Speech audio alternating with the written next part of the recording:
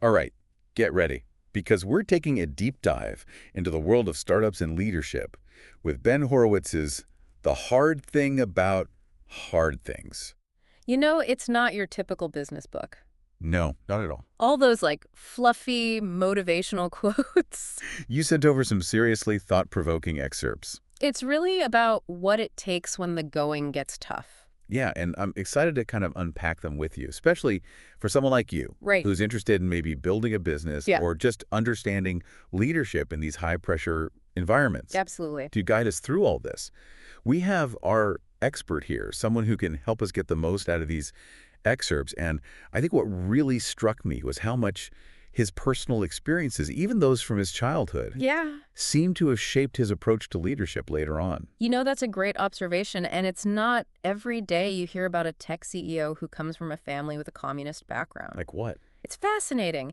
His grandfather, a card-carrying communist, lost his job during the McCarthy era, and so this experience had a profound impact on Horowitz's father, and in turn, on Horowitz himself. It's like this unusual upbringing instilled in him almost like a deep understanding of resilience and standing up for what you believe in, Right.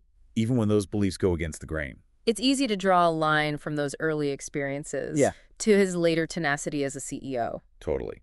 And then there's that story about his encounter with racism as a child. Oh, yeah. Powerful story. A friend dared him to bully another child, but Horowitz chose not to participate.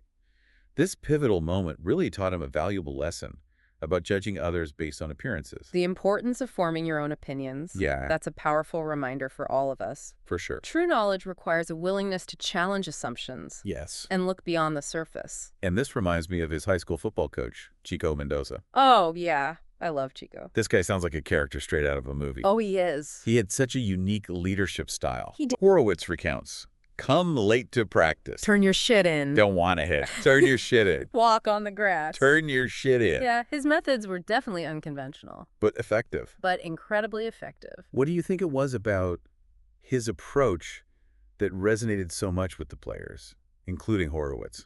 I think it was his authenticity. Yeah. You know, just his willingness to be himself is what made him such a strong leader. Yeah. And he wasn't trying to fit into a mold Right. or project some idealized image of what a coach should be. Yeah, like he was just himself. He was just himself. And it clearly resonated with his team. And it worked.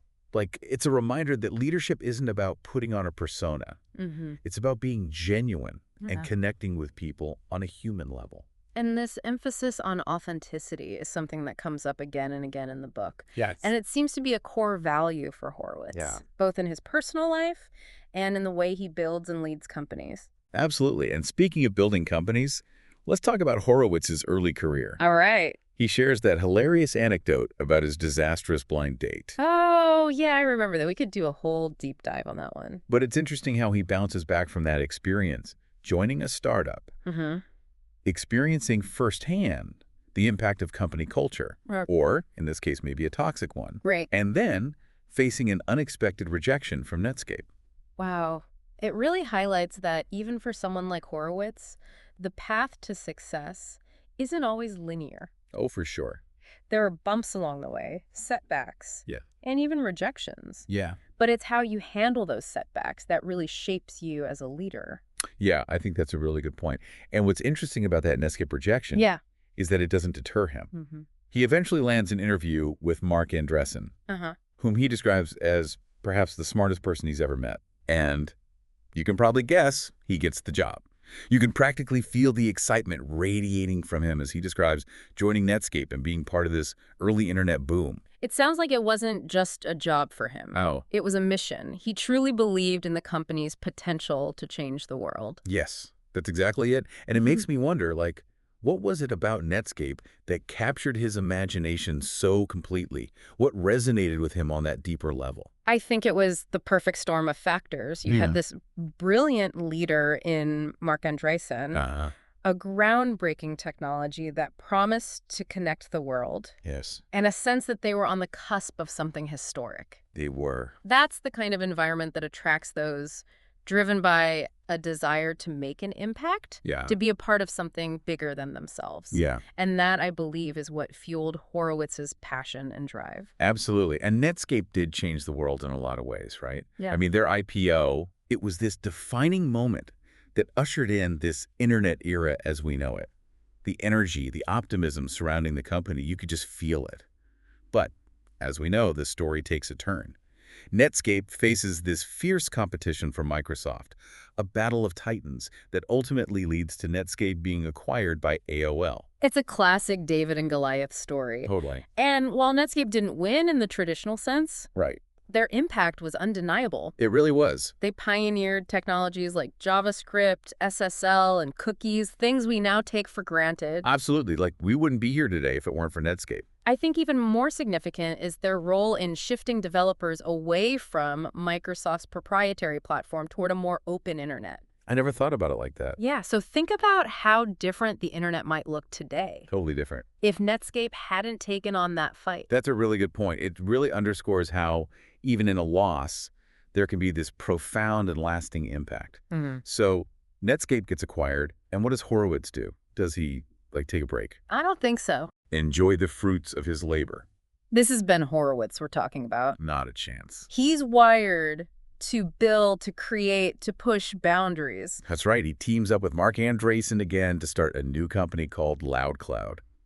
And it's 1999, the peak of the dot-com boom. Oh, yeah. The energy is electric. But even amidst all that hype and optimism, Horowitz kind of sensed that the dot-com bubble was unsustainable. He knew it was only a matter of time before things came crashing down. And even with that awareness, the speed and the ferocity of the bubble's burst still caught many off guard. Including LoudCloud. Including LoudCloud.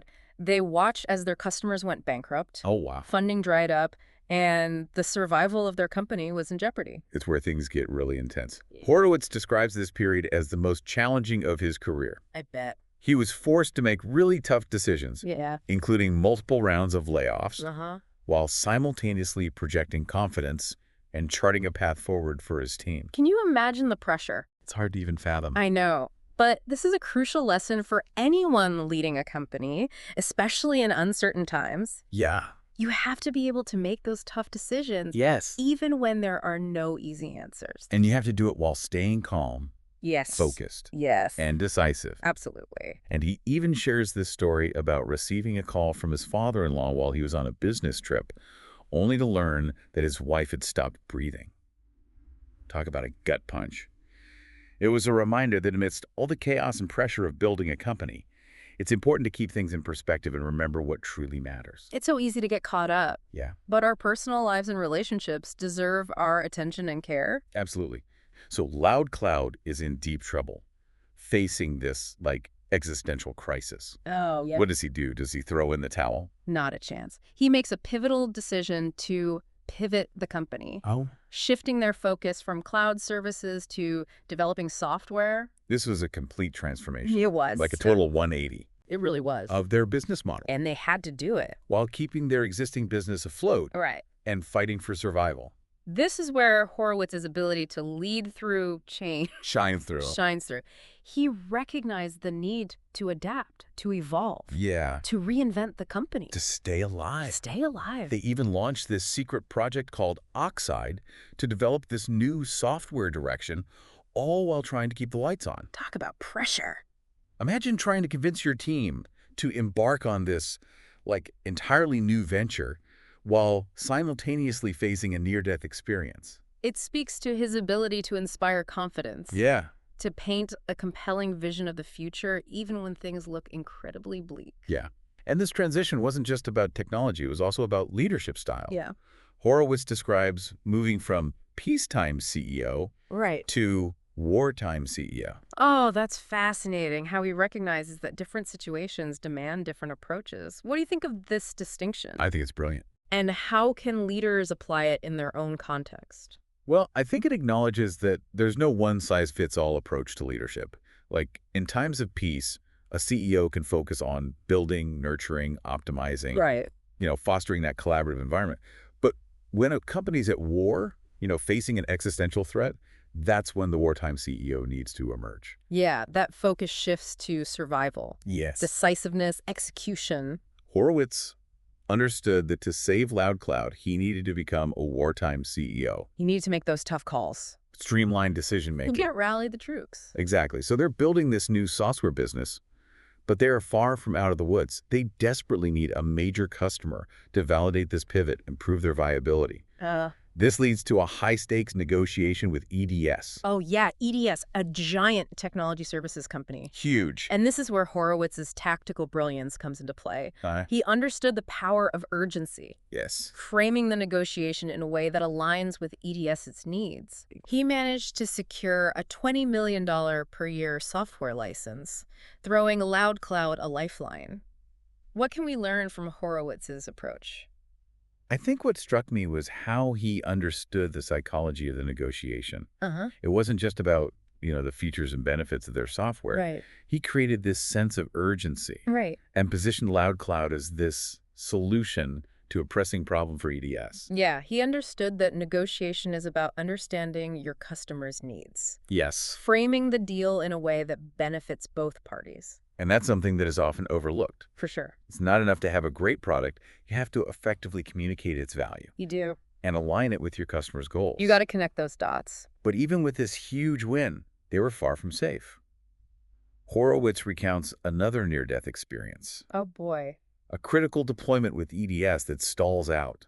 Oh, no. Threatening to derail their entire relationship, they're given a 60-day deadline to fix the problems or risk losing everything. Wow. This is a perfect example of how even when you think you've caught a break, Yeah, there's always another challenge always something else. around the corner. It's like that constant state of struggle that Horowitz emphasizes throughout the book. He's not kidding. And it's in these pressure cooker situations that his resourcefulness and tenacity really shine. Mm. He and his team had to dig deep, come up with solutions, Work around the clock. and work around the clock to save the deal. What'd they do? He describes this audacious move where they acquired a small public company called Tangram Wow. just so they could include their software for free as part of the EDS deal. That is a risky gamble. It was a gamble, But it paid off. but it paid off. It demonstrates that sometimes you have to be willing to break the rules, Mm-hmm. to think outside the box, to do whatever it takes to win, To survive.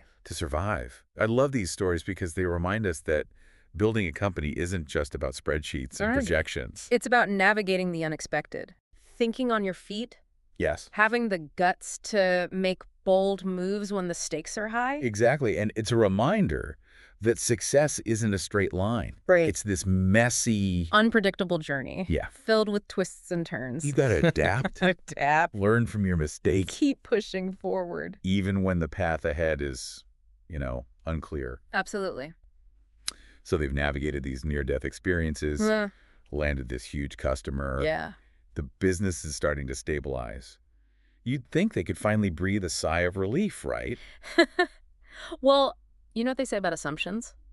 There's always another challenge waiting in the wings. That's right.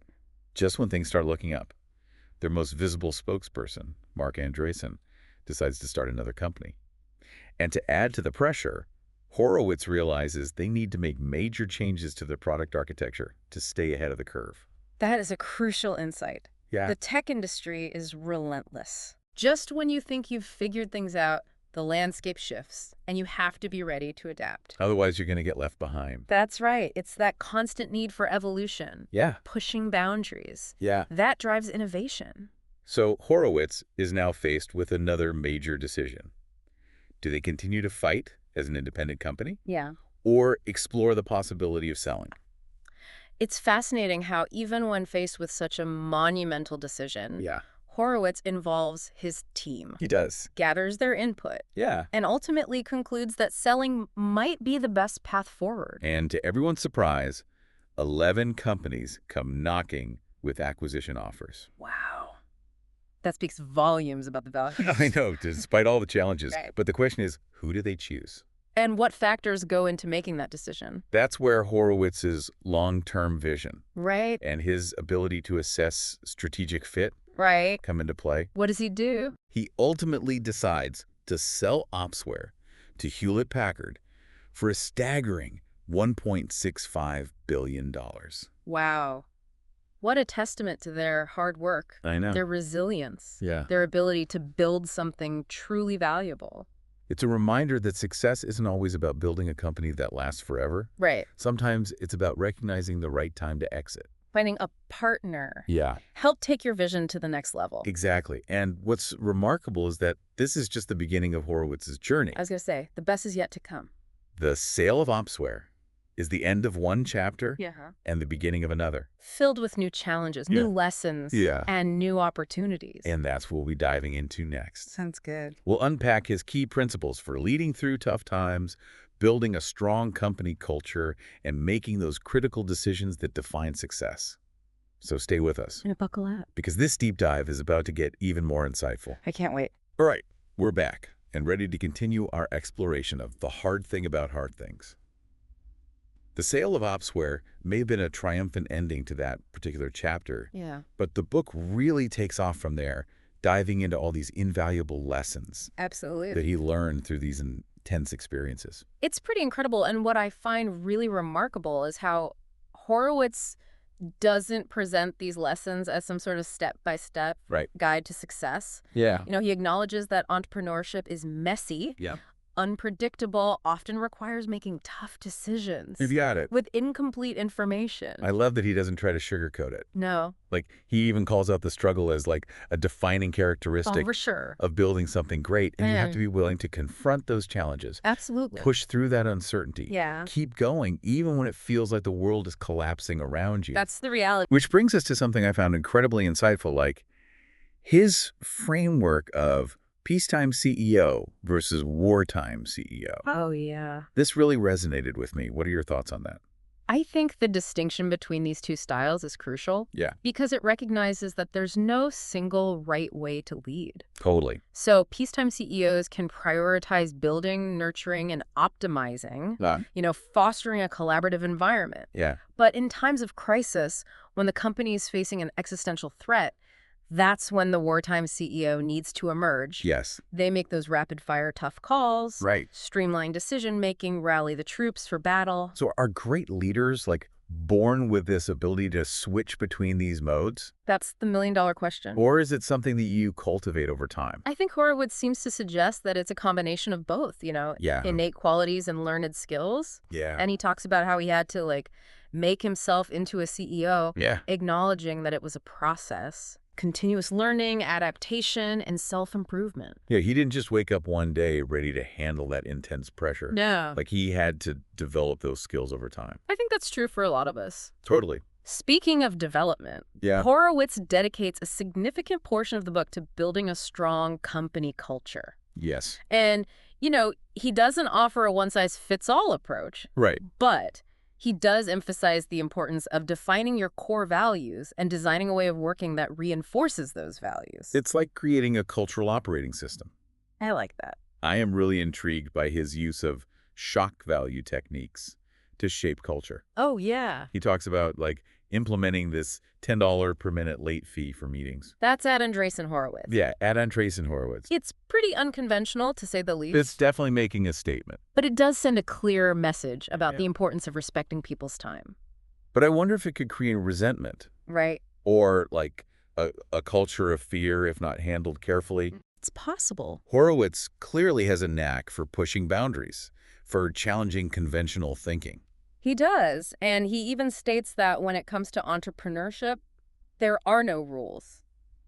Which seems a bit radical. It does. Isn't it? Yeah, I think what he's really getting at Yeah. is that there's no single playbook. Right. There's no guaranteed path to success. Uh-huh. Each company, each situation kind of requires this unique approach. It's about trusting your instincts, taking those calculated risks, and being comfortable operating in this world without clear-cut answers. Exactly. And that reminds me of the story about his clash with Ernst & Young Oh, yeah. over accounting rules. Which almost derailed the sale of Opsware to HP. Almost. It's a perfect example of how real-world situations often throw you curveballs For sure. that no textbook can prepare you for. That's right. It really reinforces that as leaders. Yeah. We can't simply blindly follow rules. Oh.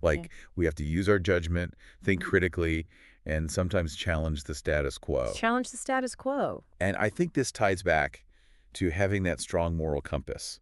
Yeah, Horowitz clearly operates from a place of integrity, he does. even when it's challenging or unpopular. And this authenticity, this commitment to doing the right thing, it resonates with people and Yeah. it builds trust.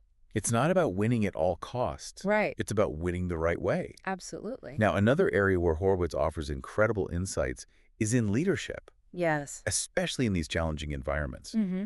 What are some of the key takeaways that resonated with you? Well, the one that stands out the most is authenticity. Oh. Like we saw with Coach Mendoza. Yeah, People can spot a fake a mile away, for sure. and they're much more likely to follow someone Yeah. who is genuine, even with flaws, than someone who is trying to project a perfect image. Like, it's about being comfortable in your own skin, Yeah, being true to yourself, right. and letting that authenticity kind of guide your actions. And I think that resonates with people because it's human. Yeah. It's relatable. It builds trust, Yeah. creates a sense of connection. Another aspect of leadership that Horowitz emphasizes Yeah. is the ability to make those tough decisions. The heart-wrenching decisions, Yes. even when there are no good options. It's the burden of leadership, isn't it? It really is. Like, you have to weigh the trade-offs, gather as much information as possible, Yeah. and then just make the call, even when you know it's going to have, like, really difficult consequences. That's the tough part. And it's not just about making the decision. Right. It's about communicating it effectively, rallying the team behind it. Owning the outcome. Yeah. Whatever it may be. That's what separates, like, the good leaders from the great ones. Absolutely. And I think that's where the distinction between peacetime and wartime CEOs becomes even more relevant. Yeah. In times of crisis, when those decisions need to be made quickly, Decisively. the wartime CEO needs to step up. They do. So you've got the vision, you're making tough decisions, Uh-huh. you're building a strong culture, Right? but then there's the challenge of scaling the company. Yeah. As the organization grows, all these new complexities emerge. For sure. Like, what worked in the early days might not work anymore. Totally. That's where Horowitz's framework for thinking about scale is really helpful. What's that? He emphasizes this need for specialization Yeah. as your team grows. Uh-huh. You can no longer have everyone doing everything. Right. You need to create those specialized roles Mm-hmm. and functions to handle that increasing complexity. Which creates a whole other set of challenge. Brings its own set of challenges, right? Mm. Now you have all these different teams with different priorities Mm. and clear communication and coordination. It becomes even more Become even more critical. Yeah. How do you maintain alignment Right. and prevent things from falling apart as you scale? That's where organizational design and process come in. So Horowitz emphasizes structuring your organization to optimize communication and decision-making, Mhm. even though, all org designs have their inherent flaws. Of course, it's about finding that structure that works best for you Yes. in your specific context. Yes. Recognizing that there's no perfect solution. Only trade-offs. We're only trade-offs. So then you've got the implementation of processes, Yeah. establishing those clear workflows and procedures to ensure consistency and efficiency. It's about creating that framework that allows the organization to grow without sacrificing agility. Or innovation. Yes, And even something as seemingly simple as an interview process. Right. That's where a well-defined process can Yeah. dramatically improve your team's quality. Totally. It's about thinking systematically, Yeah. creating those structures that support that sustainable growth. And one of the biggest pitfalls Horowitz cautions against is the scale anticipation fallacy. Oh, yeah. What is that? What is it? It's the tendency to prejudge someone's ability to grow with the company based on their current experience. Interesting. So Horowitz challenges this notion, Right. arguing that people develop their skills and abilities through experience. Yeah. So it's often more effective to hire top performers today and invest in their growth as the company scales. It's like focusing on the now, present performance, providing opportunities for growth. Absolutely. And don't try to predict the future. No. Focus on building a team that can adapt and learn as the company evolves. And that directly connects Yeah. to the importance of giving effective feedback. Oh, for sure. So Horowitz is a strong advocate for what he calls radical honesty, I love that term. which emphasizes providing direct, clear feedback, Okay. both positive and negative. Now, I'm a bit torn on that one. Okay. On the one hand, I believe in being honest and transparent in my feedback. Yeah. But on the other hand, The term radical honesty Makes you a little nervous. makes me a little nervous. Yeah. Like, it could easily veer into, like, being overly harsh Okay. or disrespectful. Yeah, how do we balance that? How do we balance honesty with empathy Right. and maintain, like, a positive and supportive culture? Well, radical honesty doesn't mean being brutal What? or insensitive. Yeah. It's about delivering feedback in a way that's constructive, respectful, and focused on helping the recipient improve. It's about being direct, but also empathetic, Right. understanding that feedback is a dialogue, not a monologue. It's about creating an environment where people feel safe to speak their minds, Yeah, to give and receive feedback without that fear of retribution. for sure. It's about building trust and fostering that open communication. I like that. And something that can quickly erode that trust Yeah. and create dysfunction within a company is politics. Politics. How does Horowitz address this often taboo topic? Well, he doesn't shy away from it. Good. He acknowledges that politics are inevitable in any organization, but he does offer some strategies for minimizing their negative impact. Okay. One of his key recommendations is to hire people with the right kind of ambition. What does that mean? It's looking for individuals who are driven by the company's success Okay. rather than personal advancement. So find people who are passionate about the mission, who are team players, Yes. who are committed to building something great together. It's about shared purpose, Yeah. not individual agendas. He also suggests establishing clear processes Yes. for performance review, promotions, And compensation. creating objective criteria and transparent systems can help reduce favoritism and political maneuvering. Makes sense. It's about creating that level playing field where everyone understands the rules of the game Yeah. and feels like they have a fair shot A fair shot at success. at success. And on the topic of rewards, Yes.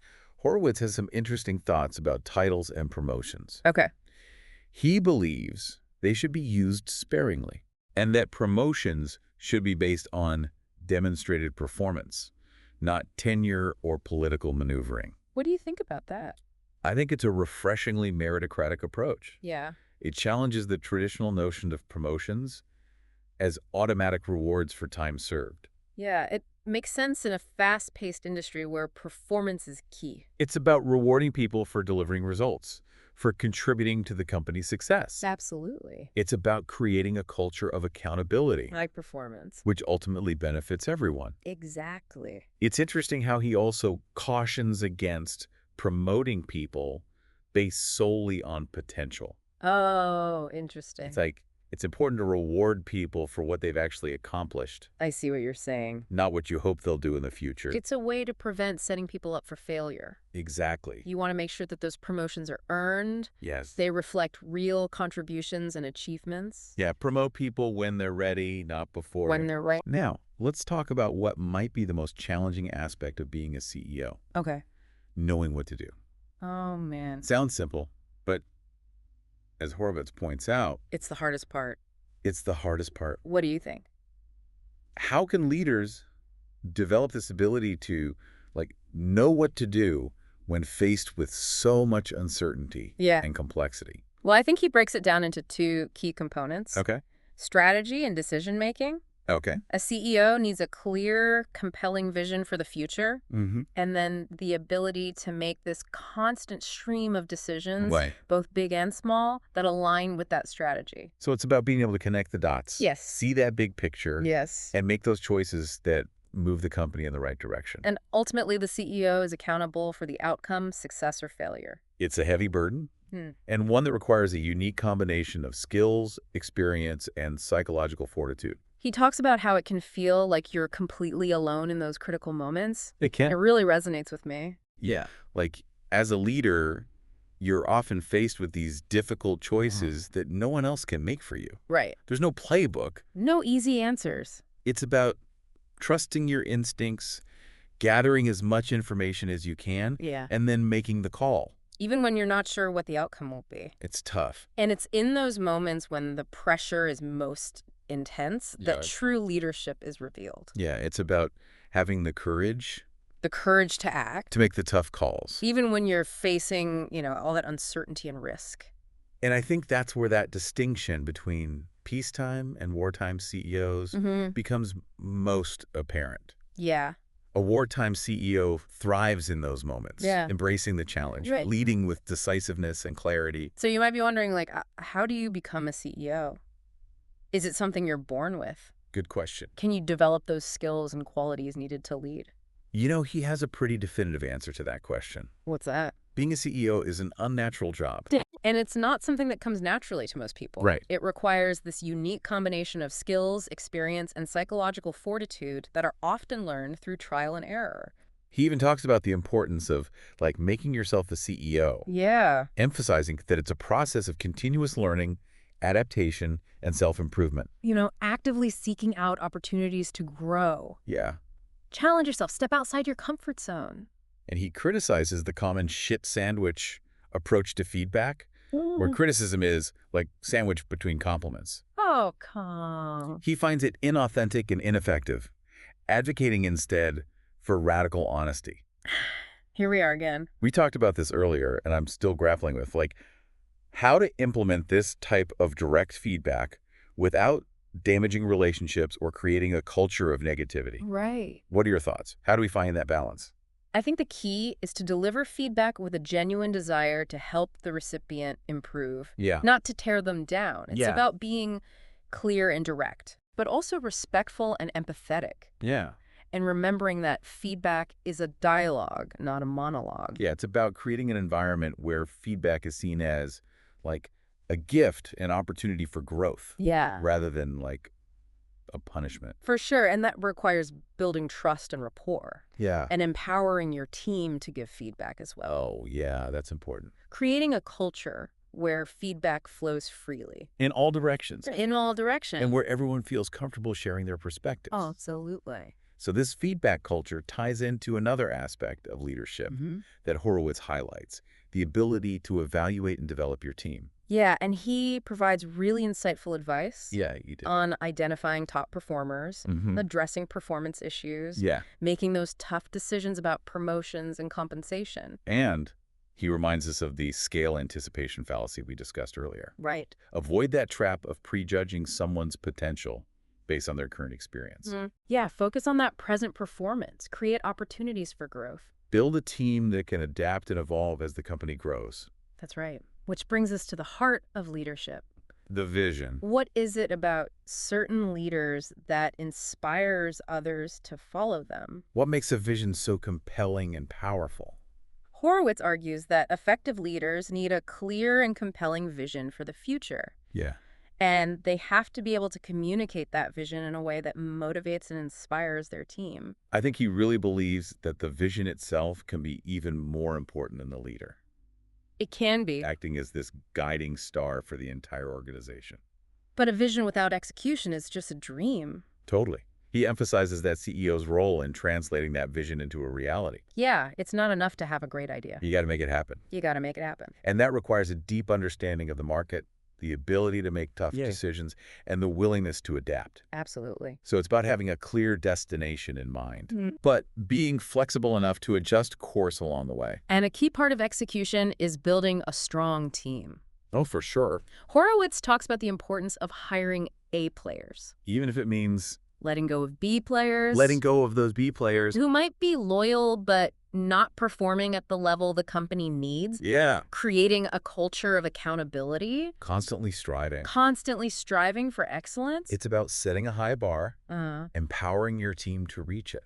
and speaking of empowering your team, Yeah. let's talk about that story of how Horowitz saved Opsware from near death Oh, man. by securing that critical deal with EDS. Oh, it's a classic. It showcases his leadership, his determination, and his resourcefulness in action. It's a testament to his tenacity Yeah. and his willingness to do whatever it takes to win, Even when the odds are stacked against you, even when the odds are stacked against you. that's a prime example of his wartime CEO skills Yeah. kicking in. It's a perfect example. He had to be bold, decisive, and resourceful. Yeah. He was all of those things. Remember that audacious move where they acquired a small public company, Tangram. Tangram, just so they could include their software for free as part of the EDS deal? Risky, unconventional. But brilliant. It was brilliant. Underscores that sometimes you have to break the rules. Think outside the box. Find creative solutions that no one else sees.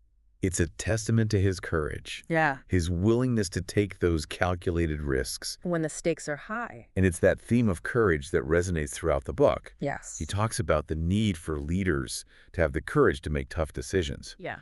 face those challenges head on, and persevere even when it feels like everything is falling apart. Embracing the struggle. Embracing the struggle. Knowing that those challenges and setbacks are what make us stronger. Yes. It's through those experiences that we develop the resilience, the grit, and the determination to succeed. It's about having that growth mindset, Yes. seeing those difficult experiences as opportunities Opportunities to learn and grow. to learn and grow. He also talks about the importance of maintaining a positive attitude, Even when things are tough. even when things are tough. He calls it telling yourself a story, I love that. creating a narrative that helps you stay focused on the positive and see a path forward, When it's not clear. even when it's not clear. It's about controlling the narrative, Yeah. choosing to see the opportunity in the challenge. It goes beyond just positive self-talk. It's about building that culture of optimism Yes. within your team, Yeah. creating an environment where people believe in the mission. And they are energized by the challenge. And that reminds me of the story about his meeting with Herb Allen. Oh yeah, the legendary investor Yeah. who backed Opsware when no one else would. And his reason for investing. He was impressed by Horowitz's determination and courage.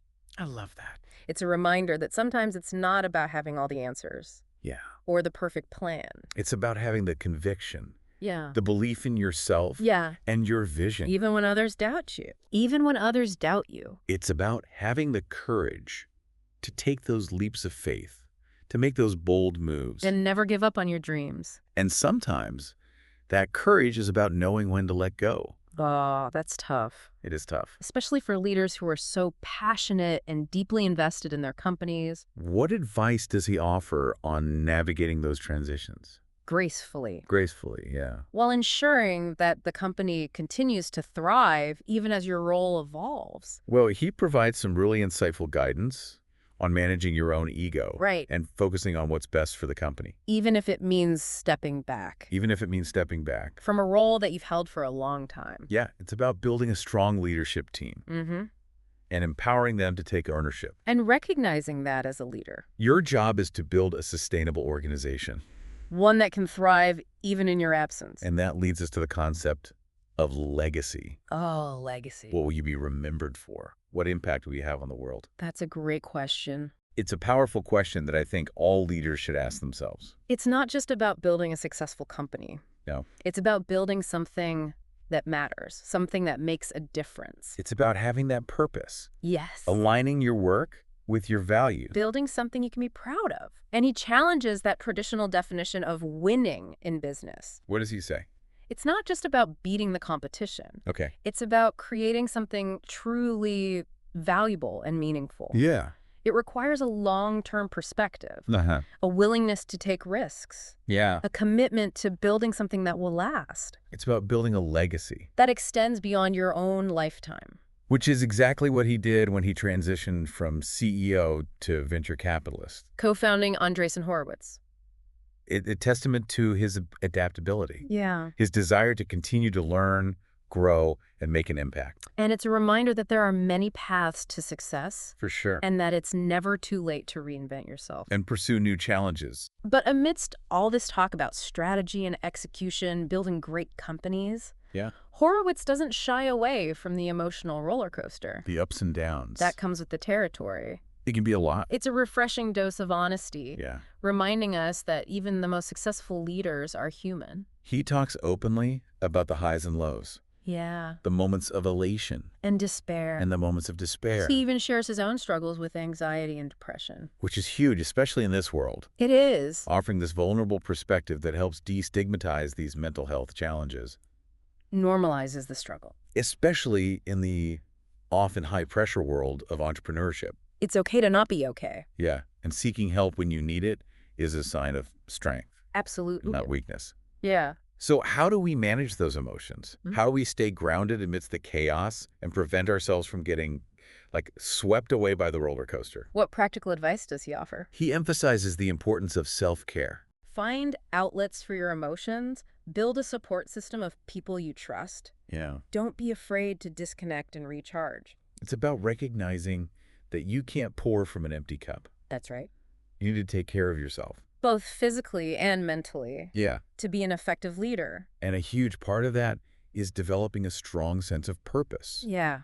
When you believe in what you're doing, Yeah. when you're passionate about your mission. Makes it easier to navigate the challenges. Totally. Stay focused on the long game. It's about connecting to something bigger than yourself. Yes. Something that gives you that sense of meaning. Fulfillment. Now, one of the most powerful lessons he emphasizes is the importance of learning from your mistakes. He is a huge proponent of postmortems. Taking the time to really analyze failures Understand what went wrong. and extract valuable lessons. That can be applied to the future. He even encourages leaders to celebrate their failure. I love that. Sounds counterintuitive, right? Well, But I think there's a profound wisdom in that approach. there is. By embracing failure as a natural part of the process, Yes. we become more resilient, adaptable, and ultimately more successful. Right. It's about shifting our perspective, seeing those setbacks not as defeats, Yeah. but as opportunities for growth. Create a culture where it's safe to fail. Yeah. To experiment, to push boundaries without fear of punishment. And that culture of experimentation and learning should also extend beyond just analyzing our mistakes. Mm-hmm. It should encompass a commitment Yeah. to ethical behavior. Right. How does Horowitz address those ethical considerations of building and leading a company? He's unwavering in his belief that doing the right thing is not only morally sound, It's also good for business. but is also good for business. Ethical behavior builds trust, Fosters loyalty. creates a more sustainable and successful organization. He goes beyond just stating the importance of ethics, though. What does he do? He offers practical advice Yeah. on building an ethical culture within a company. Navigating those gray areas, The tricky ethical gray areas that inevitably come up. making those tough decisions when the stakes are high. Absolutely. It's about leading by example, Yeah. creating that culture where integrity is valued, and empowering your team Yeah. to make ethical choices. And now to the topic that many entrepreneurs dream about. Building $1 billion company. Hi. Does Horowitz offer any magic bullets? Expert. All right, we're back for the final part of our deep dive into the hard thing about hard things. It's been a whirlwind, really, I of know. insights, anecdotes, practical advice. Yeah. And I'm curious, what's sticking with you so far? What's resonating as we explore these final excerpts? I think what's striking me most is this idea that the struggle doesn't magically disappear, Yeah. even after you achieve a certain level of success. Right. Like he talks about the ongoing challenges of leading a company, even one that's performing well, Right. and that constant need to adapt as the market changes. It's a reminder that growth and success don't mean an end to challenges. They often bring about, new and even more complex ones. They do. And speaking of complex challenges, I was particularly intrigued by his perspective on the relationship between CEOs and their boards. Yeah, it's a dynamic that can be, supportive, Yes. but also fraught with tension. What stood out to you from that section? I think his emphasis on building a strong, trusting relationship with your board, Yeah. it's about open communication, transparency, Yeah. and seeking their guidance when you need it.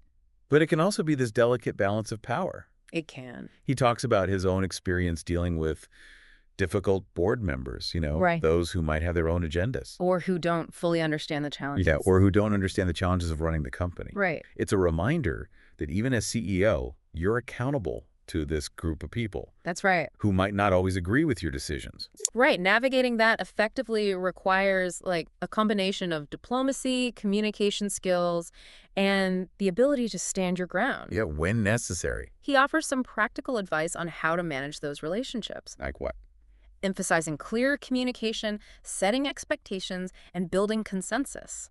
But he also cautions against becoming overly reliant on your board for decision-making. He does. Ultimately, the CEO is the one who has to make the call. And take responsibility for the outcome. And this autonomy in decision-making kind of connects back to this theme he has woven throughout the book. What's that? The importance of finding your own path.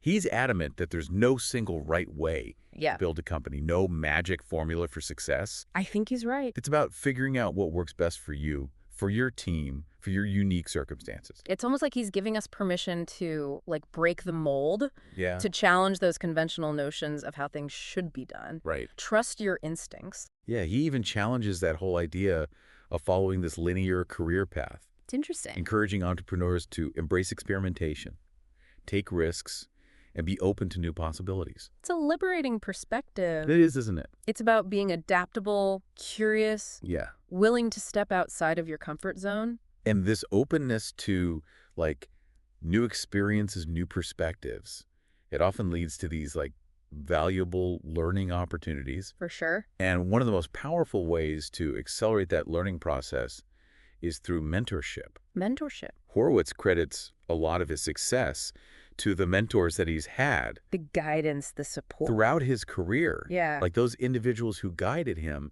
challenged him, Helped him grow as a leader. helped him become a better leader. It's a reminder that we don't have to figure everything out on our own. Right. There are people who have walked this path before us who've learned valuable lessons, And they're willing to share. willing to share their wisdom and experience. And mentorship isn't just about receiving that guidance. It's about giving back, Absolutely. becoming a mentor to others, Paying it forward, building a community contributing to that ecosystem. of entrepreneurship. It's a beautiful cycle It is. of learning and growth that benefits everyone involved.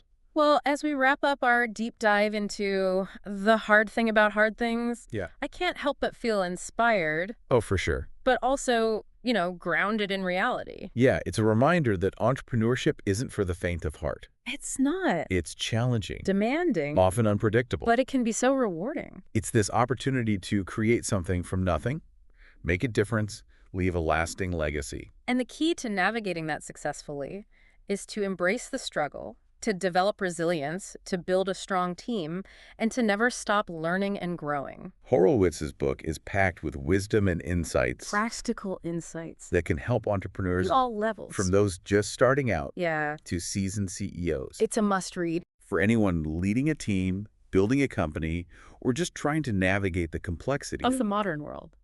So, as you continue on your own journey, Yeah. remember the lessons we've explored together. And don't be afraid to face those hard things head on. Because it's in those moments of challenge, that you have the opportunity to really show your true strength. To learn, to grow, And ultimately, achieve something remarkable. achieve something truly remarkable. Remember, there's no single path to success, no guaranteed formula. Find what works for you.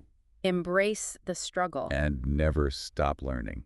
That's it for our deep dive into the hard thing about hard things. We hope you found it insightful and inspiring. And we look forward to diving into another topic with you soon. Until then, keep learning, keep growing, and keep pushing the boundaries of what's possible.